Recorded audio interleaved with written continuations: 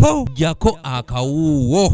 Omwana wange yajja n'agwamu ne mutwala mu ddwaliro. Abatuuze mu tawuni kanso y'e Kasambya bali mu miranga wamu n'ebiwoobo oluvannyuma lwa kampuni eya Block Technical Services Limited eyakwasibwa omulimu gw'okutambuza amazzi mu kitundu kino okukakana ku mayumba gaabwe n'egasimogola kyenkano galeka ku ttaka bwe baali basima emikutu egigenda okutambuzaamu amazzi mu kitundu kino. Ninawo abaana abato baleka basimye ekinnya omwana sobola abamu bagwa ne mu kinnya ne bamenyeka abaana benyina tebasobola kubuka ekinnya ekyo bakisibira mu mulyango wennyini ne bakiteeka mu izebe mbabuza buli omwanga matamanyi gwe bikwata temanyi gwe bikwata watinze saategeera. Abatuuze bano bagamba nti abaana abato basusse okugwa mu binnya ebyasimibwa ku miryango gy'amayumba gaabwe na bwe kityo ne balabula nti singa tewabaawo kikolebwa bagenda kukwata enkumbi bakuuleyo payipu z'amazzi ezaateekebwa mu mbalaza zaabwe. Singa tebajeema ebintu ffe tujja kunyoonya enkumbi tubijjeyo ate tugaba batusibe tujja kuba tufiirira ebyaffe. Kasambya mu butuufu waliwo obuvuyo bungi bukya bwe baleese tawuni kanso. Abatuuze bano era bagamba nti n'ebintu byabwe omuli poloti nabo byayonoonebwa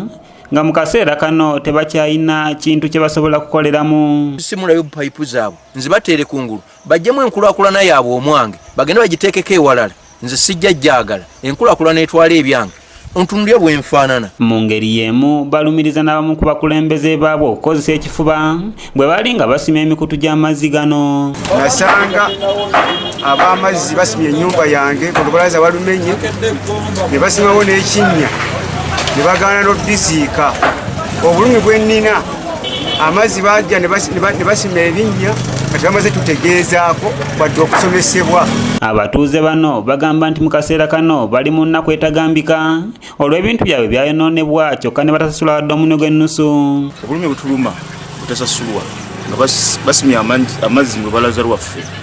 Amazzi payipu tusuubira yagalagaana payipu nga badde yeyabise bizimbe byaffe bijja kugwa. Kuno bagasseko okulumiriza mmeeya waabwe Moses Buwembo gwe bagamba nti ebikolwa bino yabyenyigiramu kw'otadde n'abakulembeze abalala. Twagala empayipo zino ze bateeka mu mbalaza zaffe baziggyemu baziteeke mu layini yennyini ey'amazzi so si kujja n'alinya mazima n'ayonoona ennyumba zaffe. Mu ngeri y'emu abatuuze bano bagamba nti tebategeezebwako ng'amayumba gaabwe gagenda okwonoonebwa. Ffe twali awo emanju ku makya twagenda kuzuukuka nengulawo omulyango bwe nagulawo omulyango nasanga nga bali mu kupima ne tugezako okubuuza bwe twabuuza ne batugamba nedda bo bali mu kukima kubanga nti. Mu kwogerako ne ssentebe w'olukiiko oluli ku mulimu gw'okubunyisa amazzi mu tawuni kanso eno Robert Lule ategeeza nti enkiiko nnyingi zaakubibwa nga bagenda okusima amazzi gano era nga buli mutuuze yategeezebwa ku butya bwe gaali gagenda okutambuzibwa mu kitundu kye. Enkiiko zaakubibwa okuva ku ntandikwa mu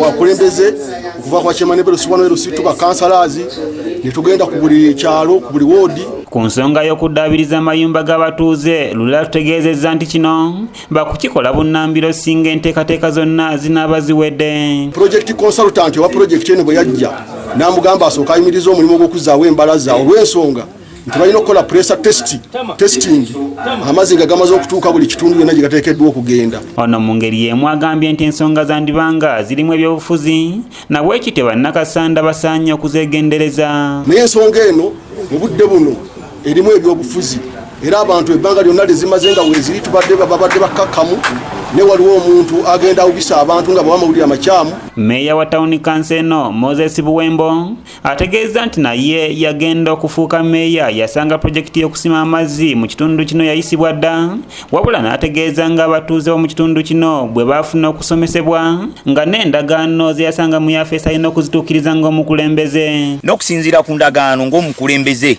gye nasanga mu ofiisi kiraga nti abakulembeze abaaliwo balina endagaano ne Ministry of Water. Ekitegeeza nti buvunaanyizibwa bwange gituukiriza okusobola okulaba nga abantu bange bafuna amazzi amalungi. Mu kwogerako n'omulwanizi w'eddembe ly'obuntu mu kitundu kino Vincent Kisanja ategeeza nti endagaano eyakolebwa okuwaayo ebibanja by'abantu bano 2013 yali nkyamu nga n'abantu abaasomesebwa temwalimu wadde n'omu eyali agenda okufiirizibwa. Nga bagamba nti amayumba gaabwe bagatemi ebitooke byabwe nnyo zaabwe bazisaanyizaawo.